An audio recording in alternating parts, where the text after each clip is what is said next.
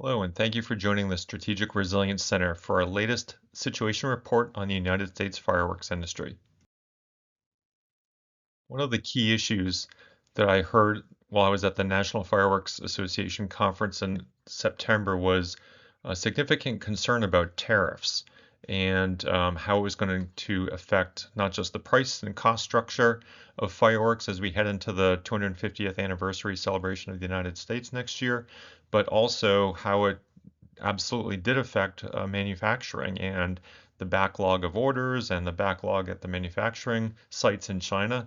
So highlights on this are that tariffs were still at about 30% through most of the year. That was an increase over what has been a historical tariff percentage of approximately 5%. And just recently, President Trump announced or threatened 100% tariffs on Chinese products. So clearly, the fireworks industry is very concerned about all of these impacts to their cost structure. And there's a lot of activity still underway. And here's a quick highlight talking about some of that.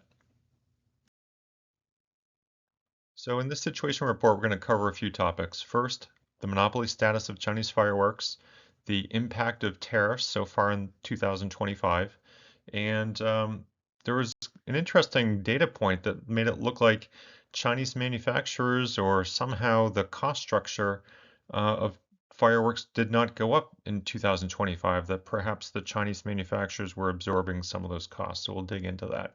And then finally, we'll look at the historic tariff levels over the past number of years. So step one, let's look at the Chinese fireworks monopoly. So on this slide, we can see that between 1997 and 2024, a vast majority of the fireworks imported into the United States have come from China. Not necessarily a big surprise for people that are familiar with the industry. The light gray shaded area there shows that that percentage, 90% plus, has been pretty true over time since we started tracking data. All of this data is coming from the United States International Trade Commission's website from their data web, and you can see 96% of the imports come from China. Interestingly, also, you can see at the bottom, the tariff percentage has also been pretty stable. For Chinese imports, it's been about 5% using that red line, and the tariff percentage on fireworks from other countries is lower at about 3.5, 3.6%. So let's look a little deeper into the tariff impact so far this year in 2025. So in this slide, what we see is that in 2025, there was a drastic increase in the tariff percentage on Chinese imports. That's represented by the red line, where it increased from 5% in January up to a peak of almost 60% in May. Since then, it's stabilized, and I understand that also in August and September, it has been at approximately 35%. Now, tariffs on other countries' imports also increased, not quite as dramatically, but those also increased from about 3.6% up to just over 12% in July. So here's something interesting. Even though tariffs went up so significantly in 2025, the total cost per pound of fireworks imported from China has decreased, at least for the consumer fireworks that we're looking at on this slide. You can see in January, the cost per pound was $1.93. In July, that cost went down 20% to now be $1.54 per pound. So something's going on here, that even though tariffs have increased, the total cost from China has gone down. So this raises the big question, right? If tariff prices went up, but overall prices went down, how did that happen? What did China do? Did the manufacturers absorb that, or did the Chinese government intervene to help support the industry? Meanwhile, we'll see price increases from other countries. So when we look at this slide, we're really trying to understand and unpack the cost components of fireworks that were imported into the United States from China. This is specific to the consumer fireworks, and you can see those same numbers again that we were reviewing on the previous slide. In January, the total cost of fireworks imported was about $1.93 per pound, and that decreased to $1.54 in July. You can see those numbers at the top in both of the little call-out boxes. The components you can see on the left-hand slide in red, the 8 cents per pound is the tariff cost. 42 cents per pound is the cost of shipping and insurance, while $1.43 in January was the cost of the actual product itself. That's called the customs value. When we advance through the months, you can see the tariff component in red has increased substantially as a percentage of the total cost. What's so interesting here is that the total cost has only slightly gone up into April, but then it has gone down in May, June, and in July. So you can see on the right-hand side there that tariffs in July were 32 cents per pound. That's an increase of 300% from January. But at the same time, the shipping cost and the product cost both decreased, resulting in the total cost for the Chinese consumer fireworks being 20% less in July.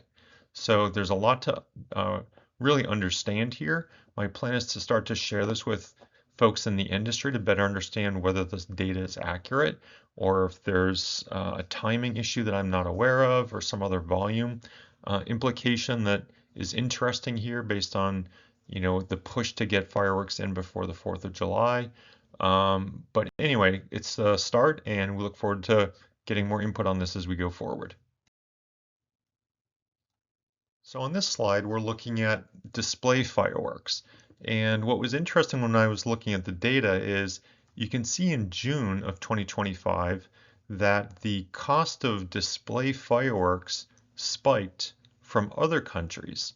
So again, this is the dark black volume bar at the bottom, where again, it's a smaller percentage of the total volume of fireworks imported, where the light gray is again the volume of fireworks from China. But using the scale on the right-hand side, you can see the cost per pound. So in May, other countries charged an average of $3.31 per pound for the professional display fireworks. That's also an increase. It was $2.99 per pound in January, so it's gone up a bit, 10% or so. But then in June, it jumped to over $11 per pound. Since then, it's come back down again. So what is it that prompted that huge spike in June? I don't know if it's a supply and demand thing. I don't know if US importers and fireworks companies were desperate to get professional fireworks and started to pay a premium to other countries just to get the fireworks in the door if there was some other supply chain challenge. But again, this is the data that we gathered from the US government website, and look forward to getting more input from the industry to understand exactly what's happening here. So on this slide, we start to unpack the components of why other countries' costs went up so much between May and June. And you can see in red there that the main cost driver is the product price itself, or the product cost. So in May, the product cost was $2.93. In June, it jumped to $9.15, an increase of over 200%. A much smaller component is the shipping cost. However, the increase was amazingly high, over 4,000% increase. Now, in May, the shipping cost per pound was only 2 cents per pound, so an increase up to 87 cents per pound. Tariffs also went up from 36 cents a pound to $1.14 per pound. So overall, in June, product costs went up 200% and the total cost went up over 200% as well. So to better understand what's happening on the professional display fireworks, let's look at the cost components for fireworks imported from China during the same time period.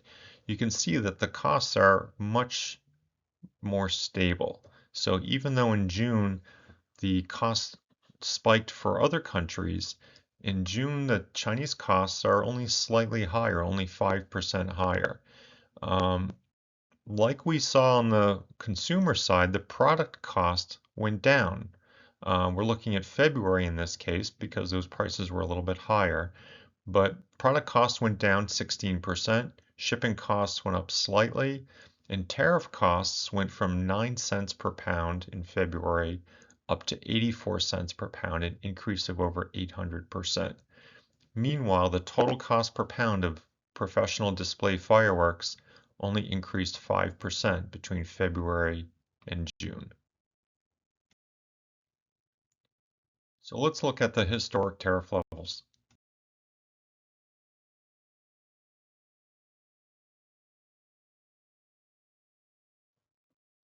So using the same data set, we look at this time period from 1997 to 2024. It's 28 years, and this is focusing specifically on consumer fireworks.